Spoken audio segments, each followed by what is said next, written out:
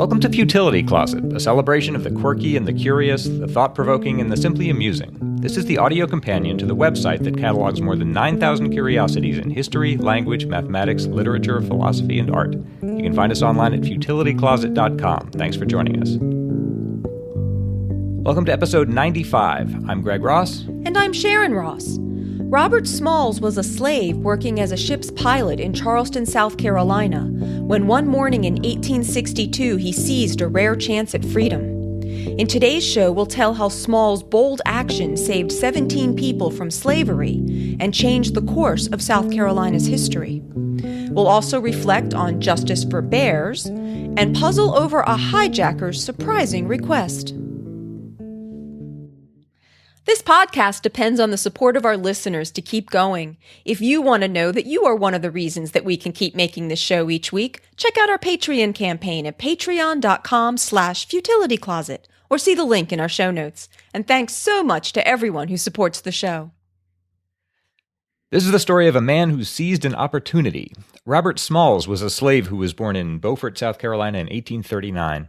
He was a slave, but he had a relatively privileged existence, and that's because his father was white. His mother was a house servant who worked in the family of John McKee in Beaufort, but we don't know who his father was. It may have been John McKee himself, or perhaps his son Henry, or the plantation owner Patrick Smalls, but in any case, he was half white and so was given somewhat more privileges than the typical slave at the time. His mother actually worried about that. She thought that he wouldn't grasp the full horror of his situation, and she arranged actually for him to be sent into the field so he could work and watch slaves at the whipping post. And if anything, that plan worked too well, because on witnessing these things, it made Robert defiant, and he actually frequently found himself in the Beaufort jail as a result. So his mother kept worrying about what was going to happen to him, and so fearing for his safety, she thought he might get too defiant, she asked McKee to allow her to send Robert to Charleston to be rented out to work there. Charleston's a city on the Atlantic coast of South Carolina, and that's what they did. They sent him out there, and he held a series of jobs there. In 1856, he married another slave named Hannah Jones, who worked as a hotel maid, and they had 2 daughters. Their existence there was still relatively privileged. They lived in an apartment by themselves, Hannah and Robert and their daughters. They still had to send most of their income to their owners, but that's still a much better life than most slaves had. Robert was aware himself that there's no guarantee they'd be able to continue to live that way. Their owners could break up the family for any reason at any time, or for no reason. That happened all the time. So he asked his owners if he could purchase his family. Which sounds terrible to say. They said yes, but it would cost him $800. He had only $100, so he began to look for alternatives. He began, in particular, to look to the Union ships, which were sitting outside the harbor of Charleston. He knew that they had begun accepting what were called contrabands, basically runaway slaves from the South who went over to the Union lines. This was shortly after the U.S. Civil War had begun, and he told his wife to be ready. The Union Navy had set up a blockade around much of the Atlantic and the Gulf Coast when the war started. That's why the Union ships were there. South Carolina was on the south side of the Civil War, but one of the first things the Union did was try to blockade the ports just to interfere with commerce and make life difficult for the South. So that's why there were about 10 Union ships outside the Charleston harbor. Inside the harbor, the Confederates were defending Charleston and its coastal waters. There were a lot of island forts there, and it was just sort of a tense standoff for some time there. One of the main forts there was Fort Sumter, which was actually famously the site of the first battle of the Civil War. The Confederates had taken it 1 year earlier. Smalls, as I said, held a series of jobs around Charleston, but he had been a skilled sailor since childhood, and in 1861 he'd begun working as a deckhand on the Planter, which was a steamer that operated out of Charleston Harbor. By 1862, he was very good at this. He was only 23 years old, but he was already serving as the pilot of the ship, and the Planter had been used before the war to transport cotton to ships that were headed to Europe. But after the war, the Confederates seized it for use as an armed transport vessel. So he would pilot this ship around the Charleston harbor. His duties consisted of carrying war supplies and men to the various fortifications around the Charleston harbor, laying torpedoes or explosives to ward off the Union ships, and keeping the Planter cleaned, fueled, and loaded with supplies. He was just very good at this job. He knew the locations of the Confederate armaments in the channels and on shore, and he knew where the mines were since he himself had laid them. One day, they had to do all of this, he and this crew of 8 other slaves, in view of these 10 Union ships outside the harbor. And one day, one of his companions, one of the other slaves, made a joke that what they ought to do instead of doing all this work for the South was just pilot the ship out to the Union ships and give themselves over as runaway slaves. That'd be a lot better. He meant this as a joke, but it got them talking about it. And Robert quickly said, look, if you want to talk about this seriously, let's not mention it at all on the ship here.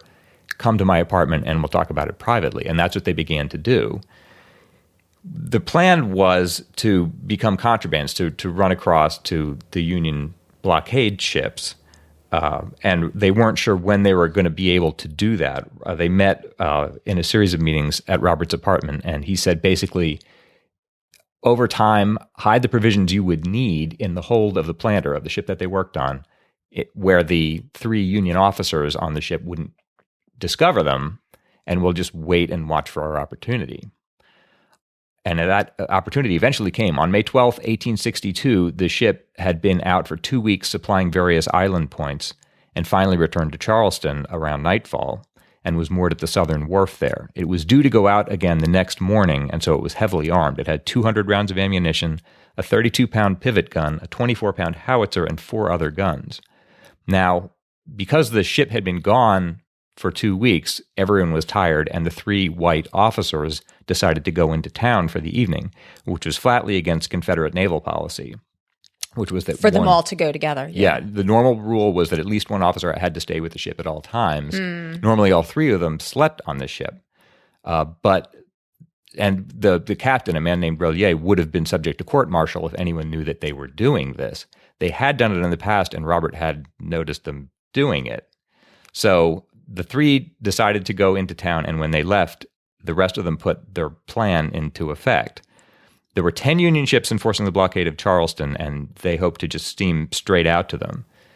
This was very dangerous because if they were caught and stopped doing it, they would all be killed. That was the penalty, death, and they knew that. For this reason, 2 of the slaves opted to stay behind. They just didn't want to take that risk. But the rest of them agreed to try it, and in fact, they agreed before they left that if they were caught, they would set fire to the ship's boilers, which would blow up the ship and kill all of them. So it really was, before they set out, they had agreed that it was either freedom or death that they were facing. They set out.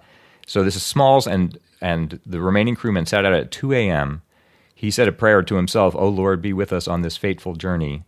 They flew both the South Carolina and the Confederate flags, and Robert had memorized the signals for the ship's whistle so they could get clearance from the other Confederate ships in the harbor. They'd have to pass a series of checkpoints, Confederate ships and forts on the shore, and sound certain signals on the whistle that were agreed upon to reflect the fact that they were not anything suspicious and not any threat to the Confederate forces. Also, with admirable foresight, I think, Robert put on the skipper's naval jacket, and he apparently wore a trademark straw hat, so he disguised himself as well as he could as the normal captain of the ship. And apparently he looked very similar to the captain just by chance. His skin was darker, but there was a common joke that they looked very similar, so he had that going for him. And it was dark. They set it at 2 a.m., so during this whole adventure, the sky was gradually glowing lighter, but it was a bit indistinct to see what was going on aboard this ship. They paused first at the West Atlantic Wharf to pick up Small's wife and children who were waiting there, along with 4 other women, 3 men, and another child, basically the families of the other crewmen on the planter who are going to try to make this escape. But now all of them face death if this doesn't work. So they start steaming out of the harbor, and Robert in the wheelhouse gives the correct signals as they go. They had to pass 5 forts in this way and a succession of ships. And Robert even thought to fold his arms. Apparently, Captain Rollier had a certain characteristic way of folding his arms that was recognizable, and he would even do that. So in the sort of gloaming or in the gathering light, he would pass for Rollier, and apparently this worked. They got past all 5 ships and all the forts. The last fort they had to pass was Fort Sumter. And once they got past there, he lowered the Confederate standard and raised a bed sheet that his wife Hannah had brought from the hotel where she worked. And then they turned and steamed directly for the nearest Union blockading vessel, which happened to be a ship called the Onward. It was only at this moment that the Confederates realized that something was amiss and sounded an alarm, but by this time, they'd passed out of the gun range of the rebels, so there was really nothing that the Confederates could do at this point. That's the good news. The bad news is that they're now steaming toward 10 armed Union ships who have had no warning that any of this would happen. All the Union ships can see is that a Confederate steamer is now headed directly toward them at high speed from a Confederate port, and they don't know what to make of any of this. I guess they're hoping the bedsheet would be like a big white flag, like I surrender kind of thing. Yeah. But the Onward, this is still before the sun's come up, and the Onward opened its gun ports. And here's an eyewitness account of what happened next. Just as number 3 port gun was being elevated, someone cried out, "I see something that looks like a white flag." And true enough, there was something flying on the steamer that would have been white by application of soap and water. As she neared us, we looked in vain for the face of a white man. When they discovered that we would not fire on them, there was a rush of contrabands out on her deck, some dancing, some singing, whistling, jumping, and others stood looking towards Fort Sumter and muttering all sorts of maledictions against it and the heart of the South generally. As the steamer came near and under the stern of the Onward, one of the colored men stepped forward and, taking off his hat, shouted, "Good morning, sir. I've brought you some of the old United States guns, sir." Some of the guns aboard the planter had been taken from Fort Sumter, so he was actually returning them to the north in doing all this. So they made it. The whole feat took less than 4 hours, and they got out just as the sun was coming up, because it was been impossible to do any of this by daylight. This whole exploit became a national sensation, as you can imagine. Robert was hailed as the first hero of the Civil War, and in addition to getting these new men to fight for the Union and the ship, the Union also got information on mine placement, the dispositions of rebel troops, and a code book of Confederate flag signals. So it's quite a deal for the Union that came out of nowhere. You can imagine there was an awful lot of hysterical defensive finger-pointing on the Confederate side after all this happened. In fact, it rattled all the way up to Robert E. Lee, who was not happy, but there was really nothing to be done about it at that point. They just lost the ship and the men aboard it. I suppose something terrible must have happened to the officers because it was discovered how this had all come about, but I don't know the details of that.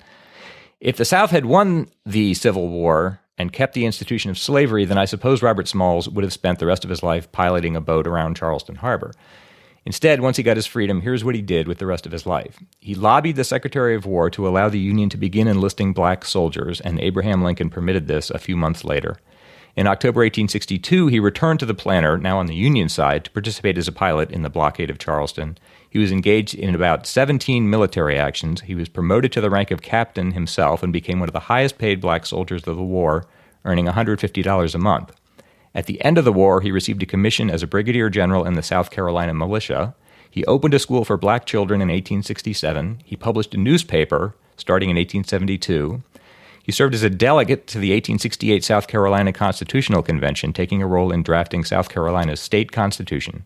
Served 5 years in the South Carolina House of Representatives, 5 years in the state Senate, was elected to the U.S. House of Representatives with 80% of the vote and served 5 terms there, co-founded the Republican Party of South Carolina, and authored state legislation that provided for the state to have the first free and compulsory public school system in the United States. Best of all, when they delivered the ship to the Union on the night of the escape, under the rules, since they're giving this valuable ship to the Union, they were entitled to prize money, to basically a cash reward for doing so. And they divided that among everyone who'd participated in the escape. But Robert, after the war, took his share and used it to buy his master's house in Beaufort, South Carolina, where he lived for the rest of his life, and let his master's wife, who by then was elderly and had nowhere else to stay, let her live with them, which I will just say is more than I think I would have managed to do myself. On April 14th, 1865, I'd mentioned that Fort Sumter was the site of the first battle of the Civil War. After the war was over, as sort of a symbolic ceremony on April 14th, 1865, which is 4 years to the day after the Union flag had been taken down at the fort, they had another ceremony to put it back up again to sort of symbolize the reunion of the nation. And there was a huge celebration around that. Part of it was a water parade, basically a big parade of ships from all over the Southern Command at Charleston, just participating in this whole celebration around Fort Sumter. The lead boat was the Planter, which followed the same route that it had taken in 1862. During the escape, it had carried 17 black passengers. This time it carried 3,000 people, described as blacks and whites, military and civilians, male and female. Here's an eyewitness description of that. Almost central interest, the planter, crowded almost to suffocation upon her 3 decks with General Saxton's freedmen, revealed her splashing paddles through the broken wheelhouse. Another such motley crew will seldom if ever be seen. Gray-haired old men whose wrinkles were lighted up with deep but quiet joy. Middle-aged men and women of every grade of color possible to Southern civilization, the latter decorated with bandanas and turbans of flashy colors. Comely and buxom girls attired in neat chintz.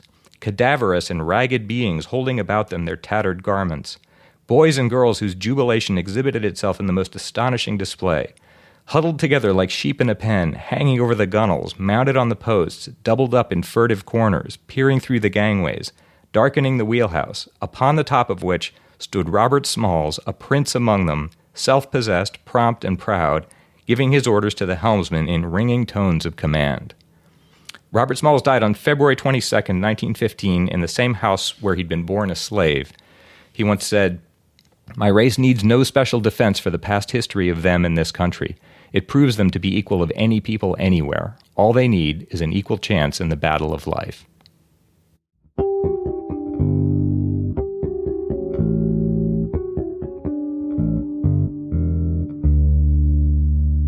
This episode is brought to you by our patrons and by Harry's. You've heard me talk about these guys before. For years, I used an electric shaver until Harry's had me try their German-engineered razor blades, and I'd forgotten what a close shave a good blade will give. Harry's is the only shaving company that has both amazing quality and low prices. They make German-engineered 5-blade cartridges that offer a close, comfortable shave with no cuts or burn. And the quality is guaranteed. You get a full refund if you're not happy. Best of all, Harry's offers factory direct prices. They cut out the middleman by shipping direct to your door, which lets them sell the blades at half the price of the leading brand. More than 1 million men have already made the switch, and thousands more switch every day. So why pay $32 for an 8-pack of blades when you can get them for half the price at harrys.com? The Harry Starter Set is an amazing deal. For just $15, you get a razor, moisturizing shave cream, and 3 razor blades. Harry's doesn't like to discount because the prices are already really low, but they've worked out a special deal for you. Harry's will give you $5 off your first order with promo code CLOSET. Stop overpaying for a great shave. Go to harrys.com right now. That's HARRYS.com and enter coupon code CLOSET at checkout. Maddie Beck sent us an email saying, "Greetings from Australia. Thank you for making your podcasts. I really, really enjoy them. I especially love the lateral thinking puzzles, and I look forward to attempting to solve them each week." Maddie explained that she was writing to us because she found that while listening to the puzzles, she was sometimes confused by the answers to certain questions. She says, "I realized it was questions such as, so she didn't go to the store, or his occupation isn't important, where the asker seeks confirmation that their previous assumption was negative. I soon realized I was a little confused because of the different ways that Americans and Australians would answer these kinds of questions. In America, the answer to the question, so she didn't go to the store, if this was correct, would be yes, as in, yes, that is correct. But in Australia, we would answer that question no, as in no, she didn't go to the store. Maybe it's just me, but I found this difference interesting, and I hadn't noticed it until now. Thanks again, and keep up the good work." Maybe it's just us. Is that an American thing? I know, reading this email, and then you start to think, well, yeah, you could see it either way. Maybe we're answering them wrong or something. I mean, really, maybe that's not even an American way to do it. Maybe it's just the way you and I happen to do it. Yeah. But I do try sometimes when doing the puzzles, like to say something more like correct or that's right or yes, she didn't go to the store. Because you're right. I mean, it's confusing enough when you're doing the puzzles, but if you give an answer that could be ambiguous, yeah, that's even worse. Confuses everything. But maybe it is a difference. We'll have to sort of notice now how other people do it in America and see. Carl Magnuson wrote about a link between our podcast and Downton Abbey, the popular TV show featuring the aristocratic Crawley family in early 20th century England. In Season 6, Episode 5, Neville Chamberlain, the future Prime Minister, visits the Crawleys. There's an article summarizing the episode on the Wall Street Journal blog, and it notes that Chamberlain's brother-in-law, Horace de Vere Cole, was a notorious prankster. And apparently in the show, one of the family members knows that Chamberlain was once an accomplice in one of de Vere Cole's practical jokes, and that's how they were able to get him to Downton, by holding this information over him. The blog says, "One word from her and his reputation would be in tatters. Perhaps this is why there is no official record of Chamberlain's involvement in any of de Vere Cole's schemes." And Carl, who must have an amazingly good memory, says that he was watching this episode and, of course, I remember hearing of DeVere Cole in episode 11 of Futility Closet. So I thought that was very impressive. We did indeed discuss DeVere Cole in episode 11 and his orchestration of a very complicated prank that had Virginia Woolf and some of her friends passing themselves off as Abyssinian princes. Carl says that the discussion of DeVere Cole occurs at 43 minutes and 25 seconds into the episode if anyone wants to try to check it out. Unfortunately, there's apparently no mention of Futility Closet on the show, but I guess that would be anachronistic. Good for them, though. I mean, that's a relatively obscure reference, yeah. And yet they still took the trouble to put it in there. I think that's great. And if anyone does learn that Chamberlain did indeed participate in any of DeVere Cole's pranks, do let us know about that. That would be very interesting to discover.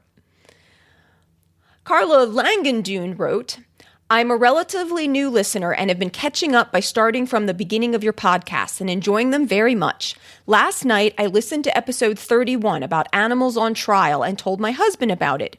He works for the National Park Service here in Canada, and he replied that it wasn't so strange. Similar scenarios happen today and frequently in his world. Here is an article that illustrates this. Thanks for your podcast and all the great food for thought. And Carla was referring to the story we did on how for centuries animals in Europe were given criminal trials before they were punished for misbehaving. But the story she sent actually reminded me more of episode 60, which was about the 1916 hanging of a circus elephant that had killed someone. Carla likely hasn't gotten to that episode yet, if she's working her way up from the first episode. But presumably she will hear that one before she gets to this episode. Carla sent a link to a National Geographic article from August 20th, 2015 titled, What Do You Do with a Bear That Kills a Person? And that was the really difficult decision that Yellowstone National Park Superintendent Dan Wenck had to make about whether to put down a mother grizzly bear after they discovered the remains of a man that she and her cubs had apparently mauled and then partially eaten. The man had been hiking off trail and wasn't carrying the recommended pepper spray to deter bears. So there was a lot of public feeling against the hiker and for the mother bear. Wenck was quoted as saying, in my 40 years working for the National Park Service, I have never encountered anything like the emotional outpouring we received in response to the fate of this bear. And that struck me as being rather in contrast to the circus elephant story. In the 1916 case, it was mostly only the circus owner and the other circus workers who wanted to spare the elephant. That was against overwhelming public pressure. Yeah, it would have shut down the circus if they hadn't agreed to that. Yeah. Because the public were so out against the elephant. Right. Even though in that case there were extenuating circumstances against the elephant. Yeah. In this case, there were somewhat circumstances against the hiker. But so it's just, to me, it was just interesting the difference in the 100 years. Wenck agonized over the decision he had to make in this case, and he consulted with bear management specialists about it before making his decision. And some important background information to this case is that in 2011, a mother grizzly had killed a hiker, and Wenck had made the decision then not to have the bear put down. But 2 months later, another hiker was killed, and DNA evidence linked the same grizzly to the attack. And at that time, Wenck came under enormous public criticism for his decision in that case, and he almost lost his job over it. So it's really not an enviable position that he was put in here. It seemed like, almost no matter what you decide, somebody's going to be upset unhappy, with you. It could go badly either way. It's an impossible decision to make. I mean, in hindsight, it's going to look one way or the other, but you can't know that when you make the decision. Right. And in this most recent case, he did end up deciding to have the grizzly killed and her cubs sent to a zoo, which was, I think, a sad outcome, but understandable given the whole situation. Thanks so much to everyone who writes into us. And if you have any questions or comments for us, please send them to podcast@futilitycloset.com.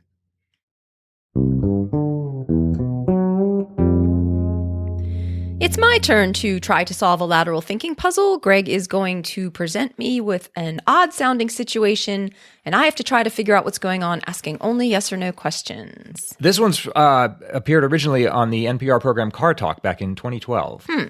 A lone hijacker commandeers a jetliner that's on its way from Boston to Los Angeles with a stopover in Chicago.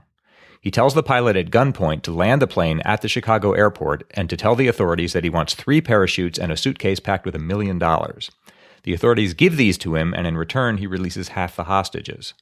The plane takes off again, headed for Los Angeles. The hijacker puts on one parachute, ties another to the suitcase, opens the door, and escapes. The question is, why did he ask for a third parachute? Did he use the third parachute in some way? No. He wanted to make the authorities think that there was another hijacker or that he'd be taking a hostage with him? Yes. Oh, one of those? Do you want me to guess which one? There's a bit more to it than that. Okay. Did this really happen? No, I don't think so. No.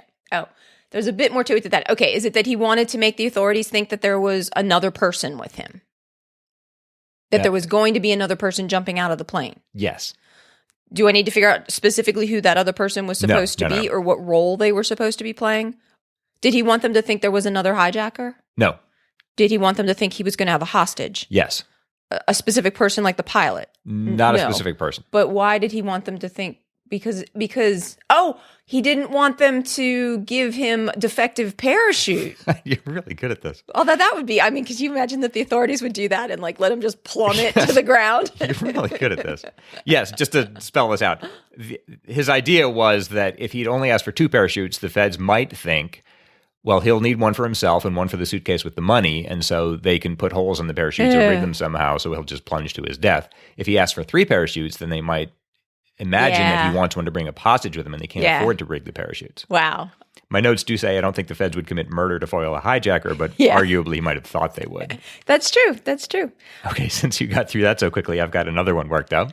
All right, let's try another one. This is from listener Rini Ricca. A banker was found dead in his office with a gun in his hand and a gunshot wound in his head. A tape recorder was on the table before him. The investigator pushed the play button and heard the voice of the banker in the recording saying that he couldn't just sit and wait for bankruptcy and wanted to end it all now. And after that, there's a gunshot. The investigator said, well, it looks like there's been a murder. How did he know? Okay. Was the banker mute? No, he said it was in the banker's voice. Okay, does he believe that what he's hearing on the tape is actually the banker? Yes. Okay. I have to wonder about a situation in which there's a murder committed and a tape recorder happens to be running, but I guess maybe that'll be covered somehow. Does he hear anything else on the tape other than what you described? Is there something else that's on the tape that you did not describe? No. Okay. So that implies there's no second voice. That's right. Or the sounds of a different person. Correct. Footsteps or anything. Right. Okay. Does the gunshot match the gun in the banker's hand? Yes. Okay. Is it something on the tape that leads the detective to believe that the banker was murdered? No. No. So if the tape recorder hadn't been there, somebody hit stop on the tape recorder. The banker couldn't have shot himself and then hit stop, right? No, but you're close. Okay, so if the tape recorder had not been in the room, if the detective had found everything else in the room exactly the same, but there was no tape recorder, yes, would he have understood so quickly that it was murder? No. No, so it is something about the tape recorder. That's right. Okay, and it's not that somebody had hit stop, which the banker obviously couldn't have done after he was dead. Right. Was something else changed or moved on the tape recorder that would imply somebody had been alive in the room after the banker died? Yes. But it's not that they hit stop. You're very close. They rewound the tape. Yes. Oh, that's clever. The investigator pushed the play button and the recording played from the beginning. Since a gunshot can be heard in the end of the recording, there must have been another person in the room, presumably the killer, to rewind it to the beginning. Well, thank you for sending in that puzzle. And if anybody else has a puzzle they'd like to send in for us to use, you can send it to us at podcast@futilitycloset.com. That wraps up another episode for us. If you're looking for more quirky curiosities, you can check out our books on Amazon or visit the website at futilitycloset.com, where you can sample more than 9,000 beguiling esoterica. At the website, you can see the show notes for the podcast and listen to previous episodes. Just click podcast in the sidebar. If you'd like to support Futility Closet, please consider becoming a patron to help keep us going. You can find more information at patreon.com/futilitycloset. You can also help us out by telling your friends about us or by clicking the donate button on the sidebar of the website. If you have any questions or comments about the show, you can reach us by email at podcast@futilitycloset.com. Our music was written and produced by Doug Ross. Thanks for listening, and we'll talk to you next week.